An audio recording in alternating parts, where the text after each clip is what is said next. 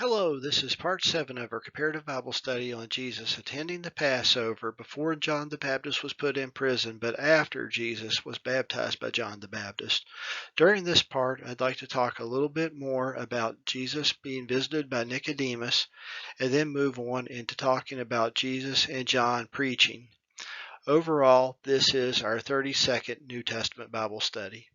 During the previous two Bible studies, we discussed the discourse between Jesus and Nicodemus. On this slide, for example, you can see a lot of red letters. In many Bible translations, the red letters are used to indicate Jesus speaking. In this slide, we have John chapter 3, verses 3 through 12, which we discussed last week. We also discussed this slide with verses 13 through 21. Which contains a lot more red letters or quotes of the Lord Jesus. I would like to briefly contrast these two slides with what we've seen in previous Bible studies. So far, we've only seen very short responses from the Lord Jesus. Howbeit those concise responses have been very wise and very direct to the point being asked. Nevertheless, the responses have been short without very much explanation, and quite often even just one-liners. For example, how is it that ye sought me? Wist ye not that I must be about my Father's business? And later, suffer it to be so now, for thus it becometh us to fulfill all righteousness. Another example, woman, what have I to do with thee? Mine hour is not yet come. Again, it is written, again, thou shalt not tempt the Lord thy God. Another one, destroy this temple, and in 3 days I will raise it up. Two Bible studies ago, we discussed how there had been an apparent change where Jesus is now conducting miracles. Could this be another change? In addition to Jesus' short and wise answers, we now have recorded examples of Jesus preaching. These dissertations or sermons, or as some Bible commentaries like the Matthew Henry commentary refers to them as discourses.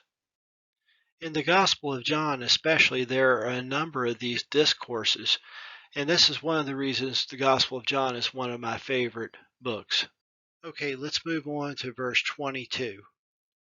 There we read, after these things came Jesus and his disciples into the land of Judea, and there he tarried with them and baptized. And John also was baptizing in Aenon near to Salem, because there was much water there, and they came and were baptized, for John was not yet cast into prison. I'd like first to draw your attention to the phrase, for John was not yet cast into prison. This has basically been the premise for this entire Bible study series. John has baptized Jesus. The other Gospels have Jesus going from baptism to being tested in the wilderness to John being cast into prison and Jesus conducting the Galilean ministry. This bonus part that we get from the Gospel of John, that's only covered in the Gospel of John, covers this period of time where both John and Jesus are preaching. God, for his purposes, did not include this section in the other Gospels, but has chosen to put it here in the Gospel of John. Next, I'd like to draw your attention to where Jesus and his disciples went after the Passover. They went into Judea. Judea is a region in the southern part of the nation of Israel that includes Jerusalem. So it appears that they left Jerusalem after the Passover, but they stayed in this southern region of Judea. By the way, over here it talks about them baptizing. It's clarified in chapter 4, the next chapter, that Jesus didn't baptize himself, but his disciples did the baptizing. In addition to Jesus baptizing in the land of Judea, we're told that John was baptizing in this land of Aenon near to Salem.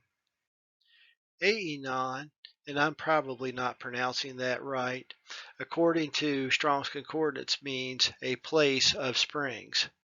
Regarding where this Salem is, I've looked at a number of different commentaries, and most Bible resources that I found have this in a region north of Judea. I saw some reference to whether or not Salem could be this place mentioned in Genesis 33, namely Shalem, a city of Shechem. Shechem is in the region that was given to the tribe of Ephraim, which is also north of the region of Judea. Another possibility is in 1 Samuel chapter 9, which also makes reference to Ephraim, or at least Mount Ephraim, where King Saul, before he was king, went looking for some of his father's donkeys, and he passed through that region and some other areas and eventually passed through the land of Shalem.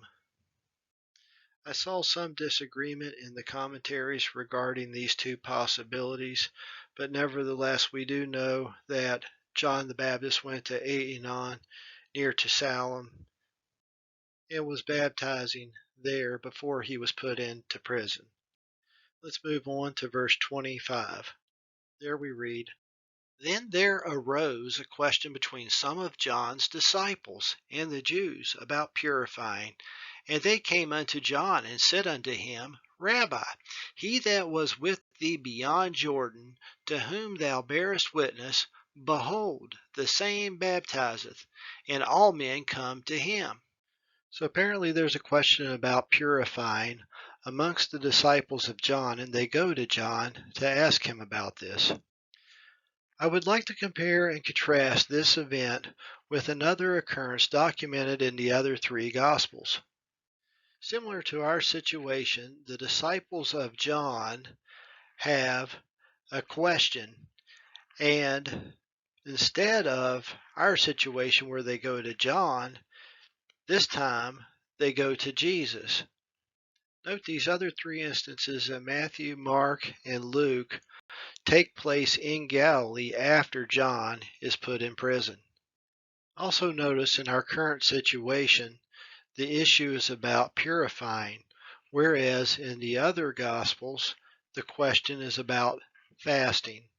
So unlike our current situation where John is not yet put in prison, and John's disciples go to him for the answer, the other Gospels, John is in prison and they go to Jesus for the question, and the question is about fasting, not purifying as it is in our current situation.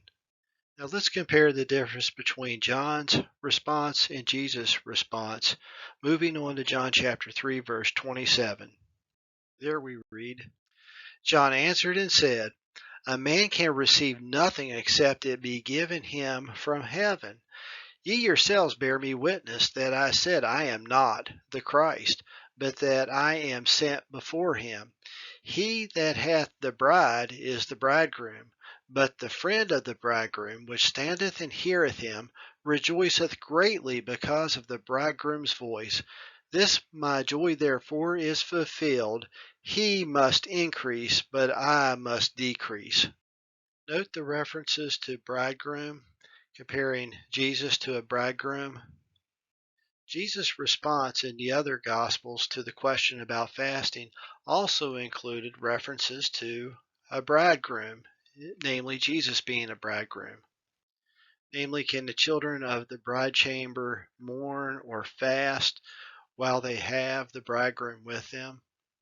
Jesus follows up this discussion later on with parables regarding new cloth and old garments and new wine in old wineskins. In contrast, John appears to be very clear that he is not the bridegroom, and that, as a friend of the bridegroom, he rejoices when he hears the voice of the bridegroom, which is Jesus. Lord willing, I'd like to talk more about this and the rest of John's response in a future Bible study. Lord willing, I hope we have another Bible study in the future. Thank you and goodbye.